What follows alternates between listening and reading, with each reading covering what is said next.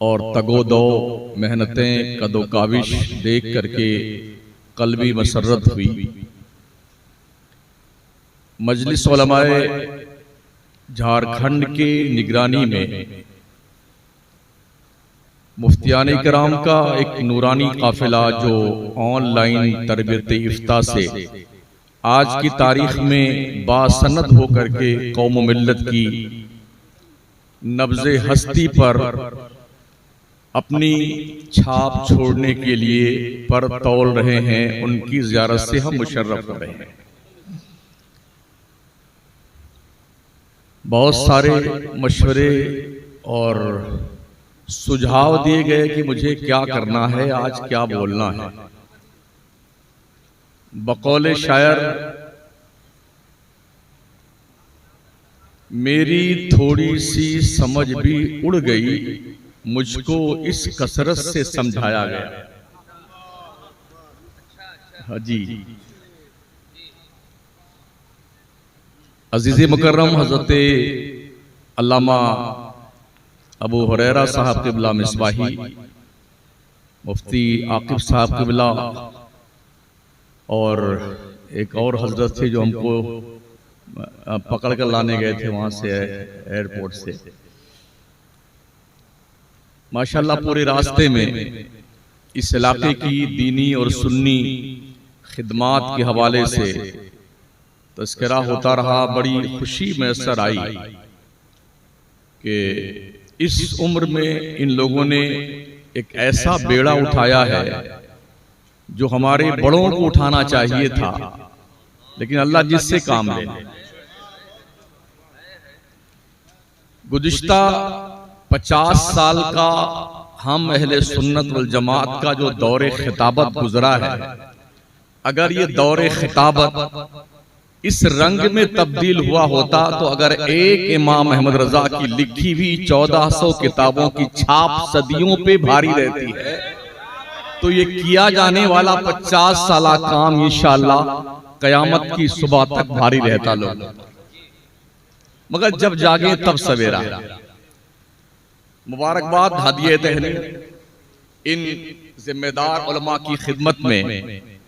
और ये जो आज एक खूबसूरत टीम हमें दिखाई पड़ रही है, मैं इस उम्मीद के साथ इनसे ये अर्ज करूंगा कि बजाय खिताबत की दुनिया को पकड़ने के इसी लाइन में आप लगे रहें। इसलिए कलम की जो काश्त है ना, वो नस्लें खाती हैं जी। मोहम्मद वो किताबे कौन के तोगराए पेशानी, मोहम्मद वो हरीमे कुद्स के शमे शबिस्तानी, तराशा जिनके नाखुन का हिलाले आसमां मंजिल, गुसाला जिनके तलवों का जुलाले आबे हैवानी, वो उम्मी जिनके आगे मोहर बरलब बुलबुले सिदरा, वो नातिक जिनके आगे अक्ल कुल तिफले दबिस्तानी। दुरूद पाक पढ़ें। अल्लाहुम्मा सल्ली अला सय्यिदना व मौलाना मुहम्मदिन व अला आलिहि व सहबिहि व बारिक वसल्लिम सलातुन व सलामुन अलैका या रसूल अल्लाह। क्या ये अफसोसनाक नहीं है जिस मजहब के मानने वालों की मजहबी किताब का नुज़ूल, उसका आगाज क्वालिफिकेशन से हुआ है, उस कौम के लोगों में पढ़ने लिखने की गति पैसेंजर ट्रेन से भी कम है। इस्लाम जहालत का मजहब नहीं है, इस्लाम नाखानदगी का मजहब नहीं है, इस्लाम अज्ञानता का धर्म नहीं है, इस्लाम असाक्षरता का मजहब नहीं है। इस्लाम क्वालिफिकेशन का नाम है, ग्रेजुएशन का नाम है, पढ़ने लिखने का नाम है, इल्म फजल की बुलंदियों को छू लेने का नाम इस्लाम है। मगर अफसोस इस बात पर है जिसे पढ़ना चाहिए उसका हाल ये है कि वो गुल्ली डंडा खेलने में लगा हुआ है। शेड्यूल कास्ट से भी हम निचले दर्जे पे हैं तालीम के मामले में। देश की जितनी भी सरकारी रिपोर्टें मंडल कमीशन आयोग की हों या श्री कृष्णा कमीशन की रिपोर्ट हो, सब में यही बताया गया है कि मुसलमान दलितों से भी नीचे स्तर पर तालीम के मामले में है। ये मैं नहीं समझता कि हमने कहां से इस डगर को छोड़ा है। गुज़िश्ता 400-500 साल पहले की तारीख का आप जायजा लें तो आपको पता चलेगा, अगर दुनिया में कहीं इल्म था तो मुसलमानों के पास था, कहीं रोशनी थी तो मुसलमानों के पास थी। यूरोप का अंग्रेज बाज़ाब्ता तौर पर कशकोले गदाई लेके तालीम की भीख मांगने जामा मस्जिद करतबा के मदरसे की लाइन में खड़ा रहता था। वो कौम जिसने दुनिया के 3 बर्रे आजम पर बैक हुकूमत की हो, आज हालत ये है इल्मी मामलात में उस कौम को दुनिया ने बहुत पीछे छोड़ दिया, जिसका नतीजा ये निकला कि हम सिर्फ जिल्लत और रुसवाई के मुसाफिर बनकर रह गए और दुनिया ने इल्म को हासिल करना शुरू किया तो चांद पर प्लॉटिंग करने लग गई। ये फर्क है तालीम का और जहालत का। हमने कुरान को सवाब की नीयत से पढ़ने की किताब समझ लिया, किसी मर जाने वाले की बख्शिश करवाने के लिए कुरान खानी की किताब समझ लिया, मगर ये कुरान इसलिए नहीं आया था कि मुर्दों को बख्शवाने के लिए पढ़ा जाए इसे। ये कुरान इसलिए नहीं आया था कि झाड़ फूंक करने के लिए इस कुरान को पढ़ा जाए। इसके आने का मकसद रब ने खुद बयान किया, इन्न हाज़ल कुरान यहदी लिल्लती हिया अक़वम।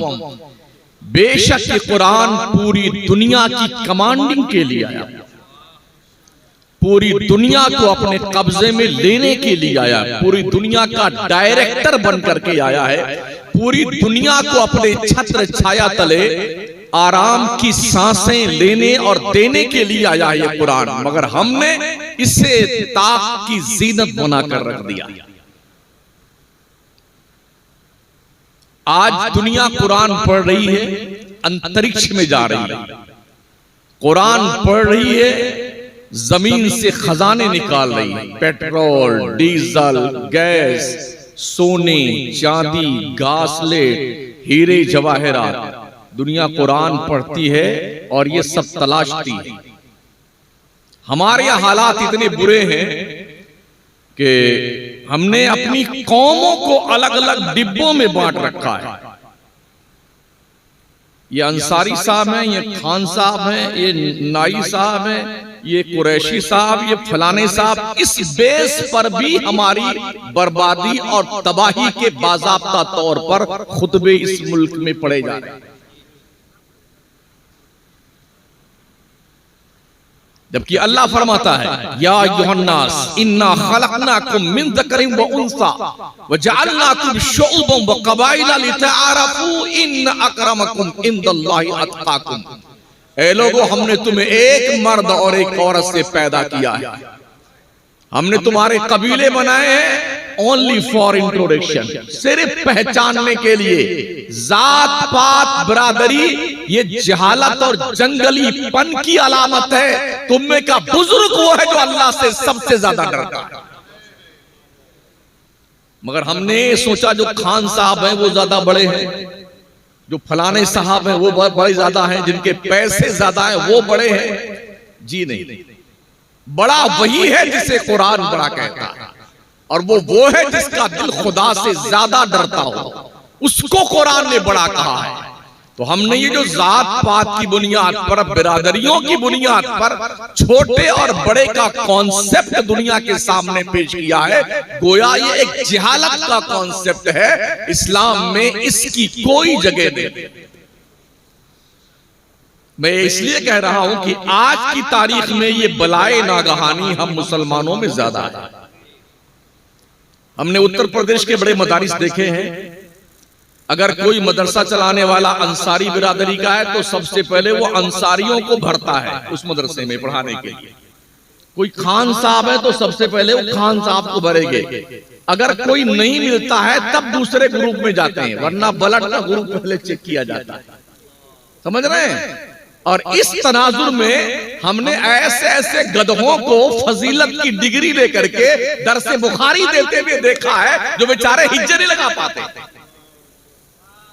काबिलियत की बुनियाद पर चूंकि अंसारी है, खान साहब के मदरसे में वो नहीं लाया जा सकता है, या खान साहब है अंसारी के मदरसे में वो सेटअप नहीं हो सकता है, इसलिए बहरहाल उस शख्स को साइड में कर दिया जाएगा और उसको लाया जाएगा जो अपने बिरादरी का हो, चाहे वो चूल्हे भाड़ के लाएगा।